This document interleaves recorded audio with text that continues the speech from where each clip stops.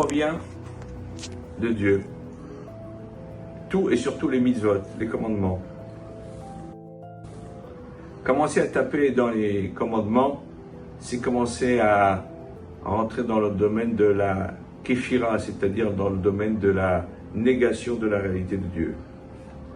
Vaikar Korach ben Issar ben Kehat Lévi. Korach a pris, lui, fils de Issar, fils de Kehat, fils de Lévi.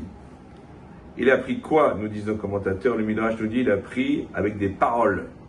Et il a fait en sorte de se moquer, de dénigrer deux commandements fondamentaux.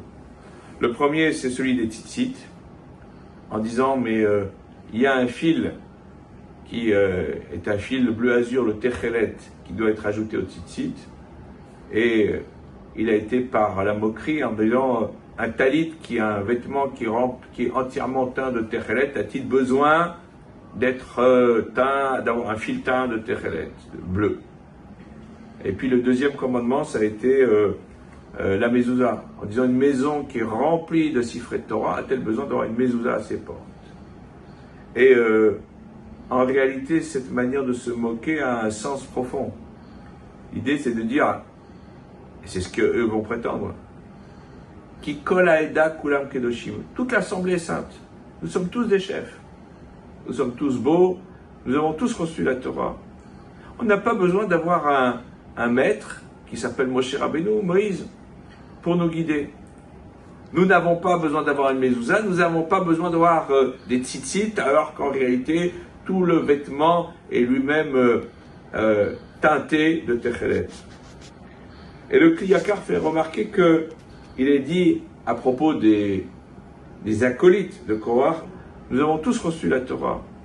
On n'a pas besoin d'avoir un maître qui s'appelle Moshe Rabbeinu, Moïse, pour nous guider. Nous n'avons pas besoin d'avoir une mezouza, nous n'avons pas besoin d'avoir des tzitzit, alors qu'en réalité, tout le vêtement est lui-même teinté de techelet. Et le Kli Yakar fait remarquer qu'il est dit à propos des acolytes de Korach, Vedatan va'aviram, yatseu nitzavim petach alohem. Datan et Aviram sont sortis plantés devant la porte de leur tente. Et ce genre de détail, a priori, n'est pas très important. Pourquoi la porte de leur tente? Parce qu'ils ont fait partie de ceux qui ont dénigré la mitzvah de mezouza. En réalité, toute la logique de ce groupe était de trouver un moyen de se séparer de la conduite par Moshe. Et en se donnant des justifications pseudo-religieuses. Nous sommes tous des fils de la Torah, nous avons tous reçu la Torah au Sinaï. Ils ont juste oublié un petit détail, que celui qui a été le transmetteur exclusif de la Torah, c'est Moshe Rabbeinu. Même si tout l'Am Israël, même si tout le peuple juif était présent au Sinaï. Et qu'en réalité, eh bien, c'est un des principes fondamentaux qui a été dicté par les Pirkei Avot et Maxime de Père. Asselech Harav, fais-toi un maître. Choisis-toi un maître rempli de Torah qui sera à même de te guider et de te faire en sorte d'éviter les embûches de l'existence, les embûches d'une mauvaise compréhension du texte de la Torah, les embûches d'une mauvaise perception de la vie.